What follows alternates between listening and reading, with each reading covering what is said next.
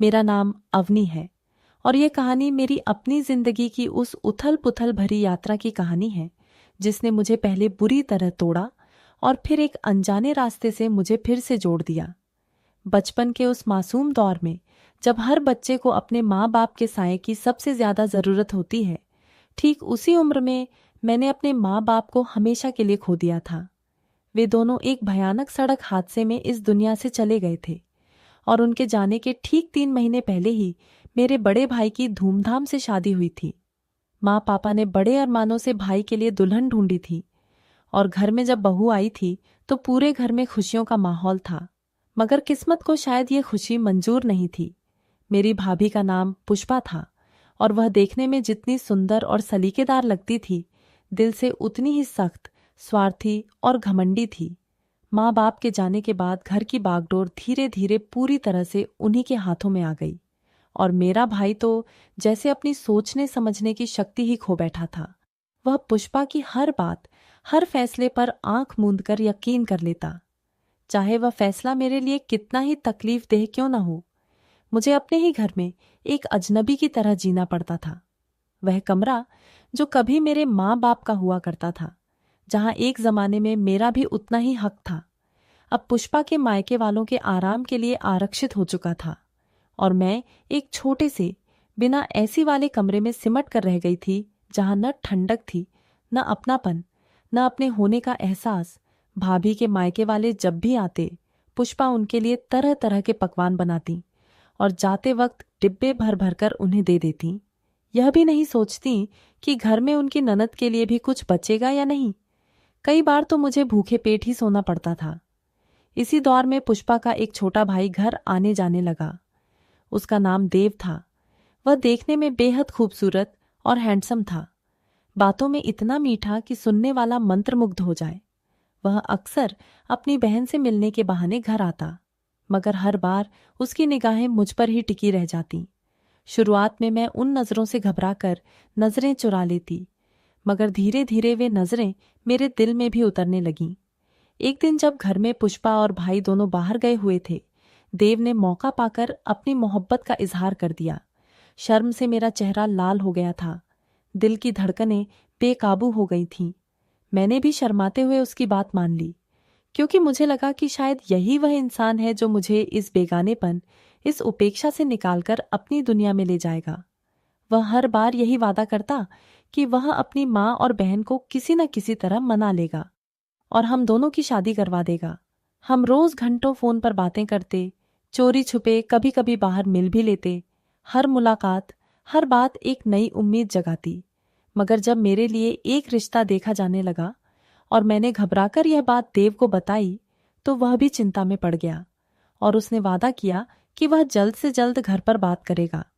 मैंने उससे बार बार विनती की कि वह अपनी माँ और बहन के सामने मेरा नाम न आने दे, बस यही जताए कि वह एक तरफा मुझसे प्रेम करता है, क्योंकि मुझे गहरा डर था कि अगर उन्हें भनक भी लग गई कि मैं भी उससे उतनी ही शिद्दत से प्यार करती हूँ, तो मेरी राह और भी कठिन हो जाएगी। कई दिन इंतजार में गुजर गए। हर रात मैं सोच सोच कर करवटें बदलती रही। आखिरकार जब मुझसे रहा नहीं गया और मैंने खुद फोन करके पूछा, तो देव ने उदास आवाज में बताया कि उसकी माँ ही नहीं, बल्कि उसकी बहन पुष्पा ने भी इस रिश्ते से साफ इनकार कर दिया है। यह सुनकर मुझे इतना गहरा धक्का लगा कि मेरे पैरों तले जमीन खिसक गई। मैंने तो हमेशा पुष्पा की सेवा करने की, उनकी हर बात मानने की, उन्हें खुश रखने की भरसक कोशिश की थी। फिर भी वह मुझे अपने भाई की पत्नी के तौर पर स्वीकार नहीं करना चाहती थी। मुझे तब यह भी समझ आया कि देव खुद कोई ठोस काम नहीं करता था, बस बड़ी बड़ी बातों से अपनी शान बघारता रहता और उसके घर का पूरा खर्च कहीं न कहीं मेरे भाई की मेहनत की कमाई से ही चलता था। फिर भी मेरा दिल देव के लिए धड़कता था और उसकी बातें, चाहे वे कितनी भी उतावली या बेधड़क क्यों न हो, मुझे अपनी ओर खींच लेती थीं। वह अक्सर फोन पर बहुत रोमांटिक और कभी कभी हद से आगे की बातें करने लगता। कभी करीब आने की जिद करता तो मैं उसे यह कहकर रोक देती कि शादी से पहले यह सब मुझे मंजूर नहीं है। वह पहले नाराज होता, फिर मेरी नाराजगी देखकर मान भी जाता और वादा करता कि शादी से पहले वह मुझे हाथ भी नहीं लगाएगा। इस वादे पर मुझे सुकून मिलता कि शायद वह मेरा मान समझता है। इसी बीच घर में एक और किरदार की एंट्री हुई। पुष्पा का बड़ा भाई आकाश, जो अपनी पत्नी सुनैना के गम में डूबा हुआ पिछले 2 साल से शहर से बाहर रह रहा था। सुनैना की मौत उनकी बेटी मीरा के जन्म के वक्त हुई थी और उस सदमे से टूटकर आकाश अपनी नन्ही बेटी को भी मां की गोद में छोड़कर शहर से दूर चला गया था। अब वह वापस लौट रहा था और घर में उसकी अगवानी की तैयारियां जोरों पर थीं। उसी दौरान एक दिन मीरा को पुष्पा ने बुरी तरह डांटकर एक जोरदार थप्पड़ जड़ दिया था, क्योंकि उस मासूम बच्ची ने गलती से उनके मेकअप का सामान छू लिया था। वह रोते बिलखते हुए मेरे पास आई और मैंने उसे प्यार से गोद में उठाकर उसके आंसू पोंछकर अपने हाथों से समोसे के छोटे छोटे टुकड़े करके खिलाना शुरू किया। वह बड़े प्यार से खाती रही और मुझे उस बिन मां की बच्ची पर बेइंतहा तरस आता रहा। तभी मुझे ऐसा महसूस हुआ जैसे कोई पीछे से मुझे देख रहा है।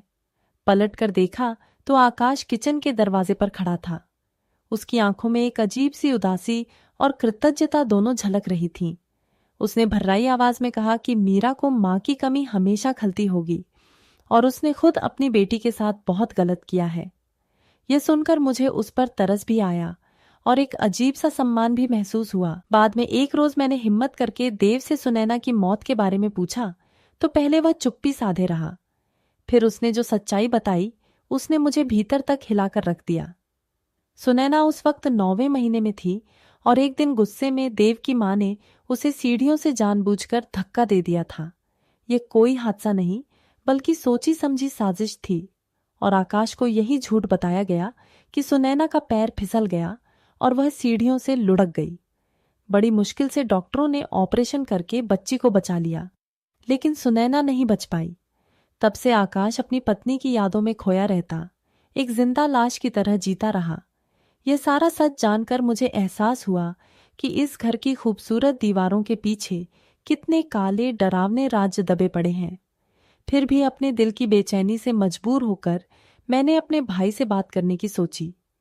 एक दिन मैंने और देव ने आपस में यह तय किया कि अब मैं खुद भाई से बात करूंगी और उन्हें समझाने की कोशिश करूंगी। लेकिन उस वक्त हमें पता नहीं था कि पुष्पा चुपचाप वहीं खड़ी हमारी सारी बातें सुन रही थी। शायद उसी पल उसने अपने मन में कुछ भयानक ठान लिया था। उस रात उसने चुपके से भाई के कान भरे, न जाने क्या क्या बातें बनाई, और भाई ने गुस्से में मुझे कमरे में बुलाकर सख्त लहजे में चेतावनी दी कि मैं दोबारा कभी देव से बात नहीं करूंगी। उनकी वे कड़वी बातें, वह गुस्सा भरा चेहरा मेरे दिल को चीरता चला गया। मैं पूरी रात तकिए में मुंह छुपाकर रोती रही और जब मैंने रोते हुए देव को फोन पर सब बताया तो उसने मुझे तसल्ली देने की बजाय उलाहना देते हुए कहा कि मैं रोने धोने की बातें छोड़कर उससे प्यार भरी रोमांटिक बातें क्यों नहीं करती। उसकी इस बेपरवाही, इस स्वार्थ भरी सोच ने मेरे मन में पहली बार एक हल्का सा शक जगाया कि कहीं मैंने गलत इंसान को तो अपना दिल नहीं दे दिया। फिर भी मोहब्बत का नशा ऐसा होता है कि वह सोच समझकर नहीं बल्कि दिल की सुनकर चलता है, और मैं उसी उलझन, उसी बेबसी में फंसी रही। हर रात देव के नाम के सपने संजोती रही, यह न जानते हुए कि किस्मत मेरे लिए कोई और ही अजीब मोड़ लिखकर बैठी है। एक ऐसा मोड़ जो मेरी पूरी जिंदगी की दिशा ही बदल देने वाला था। कुछ दिन बाद अचानक ही पुष्पा बड़ी जल्दबाजी में अपने मायके चली गई और जब वापस लौटी तो उसका रवैया पहले से भी कहीं ज्यादा कठोर, ज्यादा रूखा हो गया था। उसने साफ लफ्जों में कह दिया कि मैं अब मीरा से भी दूरी बनाकर रखूं ताकि वह बच्ची धीरे धीरे मुझे भूल जाए। मैंने डरते डरते वजह पूछी तो उसने नफरत भरी निगाहों से घूरते हुए कहा कि मैं अपने काम से काम रखूं और उसके मायके के मामलों में दखल न दूं। एक शाम उसने मुझे अपने कमरे में बुलाया और कहा कि मीरा ड्राइंग रूम में बैठी है, जाओ उसके लिए कुछ खाना ले जाओ। मैं फौरन एक ट्रे सजाकर वहां पहुंची तो हैरान रह गई, क्योंकि वहां मीरा नहीं बल्कि आकाश खड़ा था। वह भी उतना ही चकित नजर आया और उसने बताया कि पुष्पा ने उससे कहा था कि मुझे उससे कोई बेहद जरूरी बात करनी है। हम दोनों अभी इस अटपटी उलझन को सुलझा भी नहीं पाए थे कि तभी किसी ने बाहर से जोर से दरवाजा बंद कर दिया। हमने चिल्लाकर आवाजें दी, दरवाजा खटखटाया। कमरे में लगे इंटरकॉम तक पहुंचे तो पाया कि उसकी तारें भी पहले से ही जानबूझकर काटी जा चुकी थीं। यह सब किसी सोची समझी बड़ी ही क्रूर साजिश का हिस्सा था। यह समझते ही मेरी आंखों से आंसुओं की धार बह निकली। मैं कांपते हुए एक कोने में सिमट कर बैठ गई और आकाश से दूरी बनाए रखी। डर के मारे मैंने चेतावनी दे दी कि वह मेरे करीब ना आए। इस पर आकाश ने बहुत ही नरमी और संयम से कहा कि वह मुझे सिर्फ तसल्ली देना चाहता है। उसके इरादे बिल्कुल गलत नहीं हैं और चाहे जो भी हुआ हो, जानबूझकर या गलती से, वह मेरी इज्जत पर आंच नहीं आने देगा। यह कहकर वह मुझसे कुछ दूरी बनाकर बैठ गया। रात धीरे धीरे और गहराती गई। बाहर आसमान में बादल भयानक ढंग से गरजने लगे। तेज आंधी और कड़कती बिजली ने रात को और भी डरावना और भी काला बना दिया। मुझे बचपन से ही बिजली की गड़गड़ाहट से बेहद डर लगता था और उस रात तो अचानक बत्ती भी चली गई। घुप्प अंधेरे में बैठी मैं किसी तरह खुद को संभालने की कोशिश कर रही थी कि तभी बाहर कहीं एक जोरदार धमाके की आवाज गूंजी। डर के मारे बिना सोचे समझे, बिना किसी होश हवास के, मैं खुद ब खुद आकाश के सीने से जा लगी। उसने भी मेरे कांपते हुए वजूद को धीरे से अपनी बाहों में भर लिया और ढांढस बंधाते हुए बार बार कहता रहा कि घबराओ मत, बस तूफान है, थोड़ी ही देर में थम जाएगा। उसकी उन मजबूत बाहों में एक अजीब सी सुरक्षा, एक ऐसा गहरा सुकून था जो मैंने बरसों से महसूस नहीं किया था। और उसी अनजाने सुकून में डूबते हुए अपना सारा डर, अपनी सारी परेशानी भूलकर न जाने कब मेरी आंख लग गई। धीरे धीरे सुबह की पहली किरणें फैलने लगीं और हमारी आंख ठीक तभी खुली जब दरवाजा खुलने की आवाज आई। हम दोनों अब भी एक दूसरे की बाहों में उलझे हुए, दुनिया जहान से बेखबर सोए हुए थे। दरवाजा खुलते ही सामने घर के सारे लोग खड़े मिले। मेरी भाभी पुष्पा, उनकी माँ, मेरा भाई और साथ ही देव भी। सब हैरान परेशान होकर हमें घूर रहे थे। पुष्पा रोने का बहाना करते हुए कहने लगी कि उसे तो रात को इस कमरे से आवाजें आ रही थीं, मगर उसने ध्यान नहीं दिया। यह सुनते ही मुझे साफ समझ आ गया कि यह सारा जाल, यह सारी साजिश किसी और ने नहीं बल्कि खुद पुष्पा ने ही रची थी। मगर सामने खड़े हर चेहरे में मेरे लिए सिर्फ अविश्वास, नफरत और घिन ही झलक रही थी। देव, जो कल तक मुझसे शादी के वादे किया करता था, अब सबके सामने ही मुझ पर इल्जाम लगाने लगा। उसने एक पल को भी मुझ पर, हमारी मोहब्बत पर भरोसा नहीं किया। उसकी आंखों में झलकते उस अविश्वास ने मेरे टूटे हुए दिल को पूरी तरह चकनाचूर कर दिया। मेरे भाई का गुस्सा तो हद ही पार कर गया और उन्होंने बिना कुछ सोचे समझे मेरे गाल पर एक जोरदार तमाचा जड़ दिया। वह दूसरा हाथ उठाने ही वाले थे कि आकाश बीच में आकर उनका हाथ पकड़ लिया और दृढ़ता भरी आवाज में बोला कि अवनी बिल्कुल बेकसूर है, उसकी पवित्रता पर कोई दाग नहीं आया और बिना जाने समझे, बिना किसी सबूत के उस पर इस तरह इल्जाम लगाने का किसी को कोई हक नहीं। देव ने तंज कसते हुए कहा कि अगर आकाश को मुझसे इतनी ही हमदर्दी थी तो पहले ही बता देते, इतना नाटक रचने की क्या जरूरत थी। यह सुनकर मेरा दिल बुरी तरह रो पड़ा, क्योंकि जिस इंसान पर मैंने आंख मूंद कर पूरी शिद्दत से भरोसा किया था, आज उसी ने सबसे पहले मेरा साथ छोड़ दिया था। उसी क्षण मुझे गहराई से एहसास हो गया कि जिस मोहब्बत में विश्वास की डोर कमजोर हो, वह मोहब्बत असल में मोहब्बत होती ही नहीं, वह सिर्फ एक धोखा होती है। मेरा भाई मुझे घसीटते हुए कमरे में ले गया और उसके बाद पूरे 2 हफ्ते तक मुझे वहीं बंद करके रखा गया। न कोई मेरी बात सुनने को तैयार था, न कोई मेरा सच जानना चाहता था। बस समय पर खाना दरवाजे के नीचे से सरका दिया जाता। मैं अकेले उस कमरे में बैठी अपनी बेबसी पर आंसू बहाती रहती।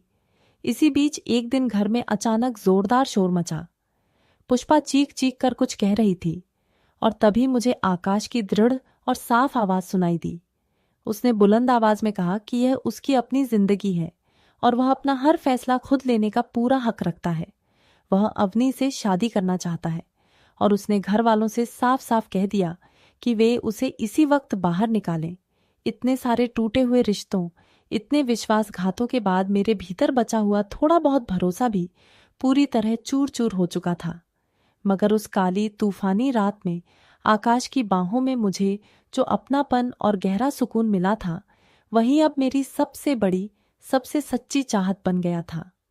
बिना एक पल गंवाए मैंने आकाश की मंगनी की बात खुशी खुशी स्वीकार कर ली और बहुत ही सादगी से, बिना किसी तामझाम के हमारी शादी संपन्न हुई। इस रिश्ते से खुश शायद ही कोई था, न पुष्पा, न उनकी माँ, न ही देव, मगर छोटी सी मासूम मीरा की खुशी का तो कोई ठिकाना ही नहीं था। जब आकाश ने उससे प्यार से कहा कि अब यह तुम्हारी माँ है, तो वह मासूम बच्ची खिलखिलाते हुए मुझसे लिपट गई और मम्मी कहकर पुकारने लगी। मैंने भी उसे कसकर गले लगाकर उसका माथा चूम लिया और मन ही मन ठान लिया कि अब मैं इसे सच्ची माँ की तरह ही प्यार दूंगी। आकाश मुझे विदा कराकर सीधे अपने पुराने घर नहीं, बल्कि एक नए किराए के फ्लैट में ले आया। उसने बड़ी नरमी से कहा कि वह मुझे दोबारा उन लोगों के सामने नहीं ले जाना चाहता जिन्होंने मेरे साथ इतना बड़ा अन्याय किया है।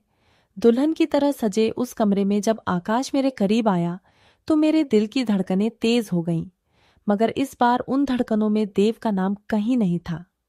आज मेरा दिल सिर्फ और सिर्फ आकाश के नाम से धड़क रहा था।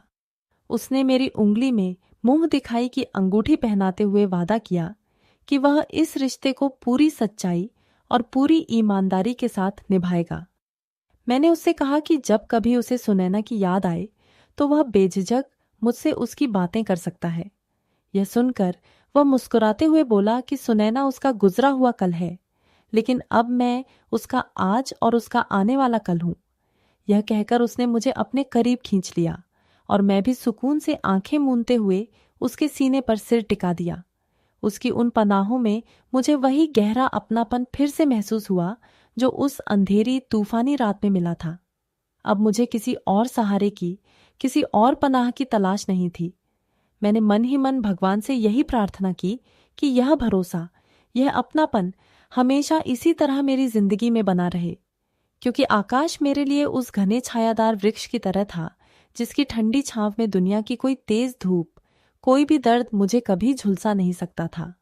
और मैं इसी ठंडी सुकून भरी छांव तले अपनी बाकी पूरी जिंदगी खुशी खुशी बिता देना चाहती थी।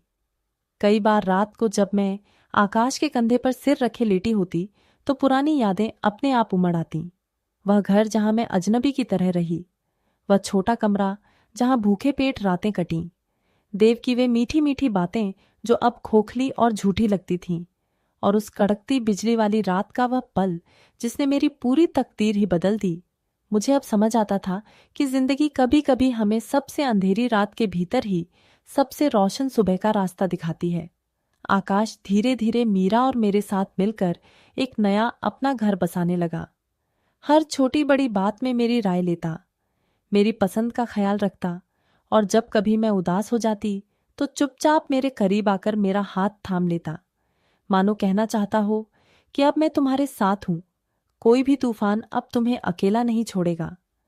मीरा भी अब स्कूल जाने लगी थी और हर शाम मेरे पास दौड़ी चली आती, अपने दिन भर की बातें सुनाती, और मैं उसकी बातें सुनते सुनते खुद ही खिलखिला उठती। धीरे धीरे वह घर जो कभी सिर्फ ईंट पत्थरों का एक ढांचा भर था, अब सच में एक घर बनने लगा था। प्यार, भरोसे और अपनेपन से भरा हुआ घर, जहां न कोई मेहनत आना था, न कोई नफरत भरी निगाह, सिर्फ आकाश की वह मजबूत भरोसेमंद बाहें थीं जिनमें मैंने अपनी बाकी पूरी जिंदगी बिताने का फैसला किया था। और आज जब भी मैं पीछे मुड़कर देखती हूँ तो सोचती हूँ कि शायद वह अंधेरी तूफानी रात मेरी जिंदगी की सबसे भयानक रात नहीं, बल्कि सबसे किस्मत वाली रात थी, क्योंकि उसी रात ने मुझे मेरा सच्चा हमसफर, मेरा सच्चा प्यार दे दिया था। उम्मीद है दोस्तों आपको हमारी यह कहानी पसंद आई होगी। अगर पसंद आई है तो इसे लाइक और शेयर करें, साथ ही हमारे चैनल को सब्सक्राइब भी जरूर करें।